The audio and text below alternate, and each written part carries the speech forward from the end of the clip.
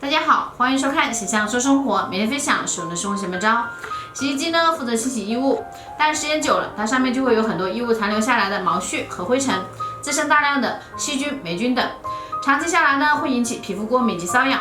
那么洗衣机该如何在不用请人工拆卸的情况下深度清洁干净呢？下面跟着小象一起来看看吧。第一步，我们先准备一块毛巾，然后倒入200毫克的醋，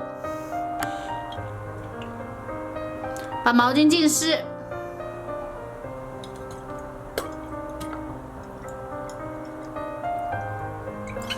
再把这块毛巾放到洗衣机里面甩干。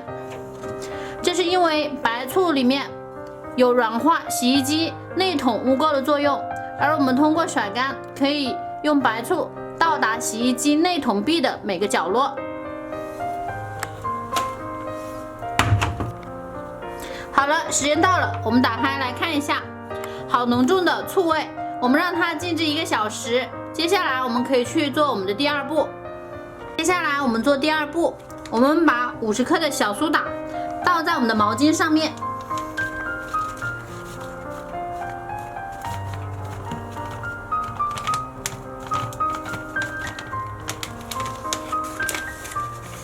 然后我们把毛巾和小苏打一起放到洗衣机里面，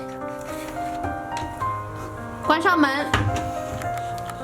接着呢，我们打开电源，调整到环保桶清洁。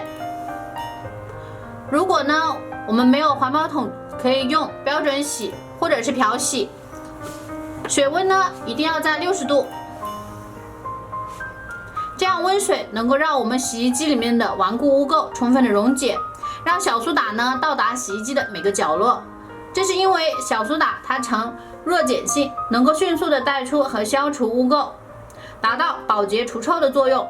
时间到了以后呢，我们一定要让它静置2个小时，这样子才能将我们的洗衣机深度的清洁，达到彻底的杀菌消毒的作用。最后呢，提醒大家，洗衣机每2个月就要这样清洗1次哦。好了，今天这个清洗洗衣机的小妙招就分享到这里啦，赶紧回家看看你家的洗衣机是不是也该清洗一下啦。最后提醒你呢，洗衣机我们每2个月就这样清洗1次哦。那么赶紧转发分享给身边的家人朋友吧，让大家一起学会。想了解更多实用有趣的生活小妙招，欢迎点赞加关注。我们下期再见，拜拜。